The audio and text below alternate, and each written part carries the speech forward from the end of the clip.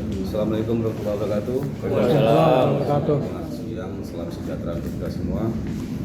Alhamdulillah, segala puji Allah telah melimpahkan rahmatnya hingga kita bisa berkumpul pada siang menjelang sore ini. Tak lupa salawat dan salam. Mungkin ada yang menjadi nutulen? Iya, siapa? Zul. Salawat dan salam tercurahkan ke junjungan Nabi Muhammad sallallahu alaihi wasallam dan lepas Allahumma shalli ala sayyidina Muhammad wa ala alihi wasallam. Pertama-tama perkenalkan Bapak-bapak, Ibu-ibu, saya kebetulan ada juga masuk di kursi PAPSI tapi sudah lama bukan vakum, tapi karena kegiatan di PPAI sangat ikut, jadi lebih banyak nggak diikuti. Tapi mantau-mantau dulu. Mantau dulu. Perkenalkan, nama saya Zulardi, panggilan Andi. Saya diamanahkan oleh kawan-kawan sebagai Ketua Umum Persaudaraan Pengemudi Ambulan Indonesia. Ini periode kedua. Jadi ini bukan periode pertama, tapi ini periode kedua saya. Sebelah kanan saya kebetulan Pak Bayu Kartika, beliau Wakil Sekretaris Umum. Terus sebelah kiri saya kebetulan sama-sama orang Padang, orang Kampung Jua. Nah, beliau bendahara umum. Tapi harus masuk nama dalam PAPSI. Harus. Bendahara umum. Terus yang di Pakai Bando, beliau untuk periode kedua wakil ketua umum. Terus yang satu lagi Aditya Apsi, satu lagi Apsi Pajar, itu sekretaris dalam pembentukan SKKK. Beliau juga sekretaris PPAI Kampar. PPAI ini sekarang sudah ada di sekitar 28 provinsi di Indonesia. Tapi kita sudah bekukan, ada 3 provinsi yang kita bekukan dulu. Karena biasa dalam organisasi itu pasti ada kepentingan-kepentingan yang terkadang kawan-kawan itu ributnya di situ. Jadi sekarang yang sudah kita SKK ada 25, yang 3 kita bekukan dulu. Yang baru mendaftar di Kesbangpol baru 5 di wilayah masing-masing. Terus kenapa pada akhirnya kita berkeinginan adanya lembaga sertifikasi profesi? Tapi kita harus runut dulu terhadap SKKK-nya. Karena penyusunan SKKK ini penting. Kalau kita mengacu pada SKKNI, pada akhirnya kita tidak ada bedanya dengan LSP yang lain. Tapi kalau SKKK secara otomatis kita yang bikin, kita yang punya LSP karena berlaku tunggal. Assalamualaikum. Waalaikumsalam. Dua kali ya Pak. Jadi kenapa pada akhirnya PPAI itu hadir? PPAI itu pertama kali hadir di Pekanbaru. PPAI itu dasar hadirnya karena rasa prihatin kita sebagai pengemudi ambulan.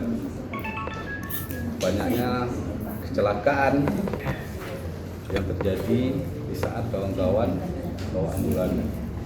Tapi kecelakaan itu bukan hanya lewat unitnya, tapi lebih human error atau orangnya. Berarti ada hal yang kosong di sini. Terus rekrutmen terhadap pengemudi ambulan sendiri sampai sekarang nggak ada. Kita boleh cek. Orang kalau hanya cari pengemudi ambulan, pertama hanya tanyakan SIM. Terus pertanyaan selanjutnya yang biasanya, Anda berani bawa ambulan enggak? Kalau berani udah selesai, silakan Anda terpilihnya. Sebenarnya bukan gitu. Pengemudi ambulan itu adalah, kalau kami berkeinginan pengemudi ambulan itu jadi profesi, tapi profesinya mana? Harus ada pelatihan dulu, harus jelas sertifikasinya, layak tak seseorang dijadikan pengemudi ambulan. Kalau sekarang siapapun ada SIM berani bawa ambulan, selesai. Kalau kita ingin enggak. Kalau masjid sama desa itu ada SIM itu bawa ambulan. Karena kita pernah lakukan dalam 236.000 pengemudi ambulans Indonesia yang layak dinyatakan pengemudi ambulan hanya 10%. Dalam berapa Pak? 236.000. 236 yang layak cuma 10%. 10%. Karena Kita sudah lakukan survei karena mereka yang lakukan pernah pelatihan di 118, kita sudah cek. yang layak hanya sekitar 10%. Berarti yang 90% mereka hanya dinyatakan sebagai pengemudi ambulan. Hanya berani aja. Berarti dia termasuk tidak berkampitan gitu ya? Iya. Karena di setiap rumah sakit kan ada akreditasi. Pengemudinya dilatih oleh rumah sakitnya. Saya pernah bekerja di rumah sakit, saya tidak pernah ikut pelatihan tapi saya dapat sertifikat. Tapi akreditasi kan yang penting ada bukti sertifikat. Sebenarnya kan ada lembaga independen yang mensertifikasi pengemudi ini. Layak tidak? Kalau saat mereka tidak layak ya sudah, nyatakan tidak layak. Baru-baru ini dalam bulan ini saja ada 3 kejadian ambulan tabrakan, 1 orang meninggal, 1 dari Medan, 1 lagi di Palembang, terus yang terbaru ya ada lagi kejadian yang terbaru, 1 orang meninggal. Artinya itu mana? Kelalaian kawan-kawan pengemudi ambulan. Mereka dipaksa, tapi mereka tidak bisa nolak. Kenapa mereka tidak bisa nolak? Karena ini perintah. Tapi kalau sertifikasi mereka sudah dapat ilmu dan mereka bisa lakukan bantahan. Ini yang kami inginkan. Artinya pengemudi itu bukan hanya menyelamatkan dirinya, pasien, tapi juga menyelamatkan dirinya.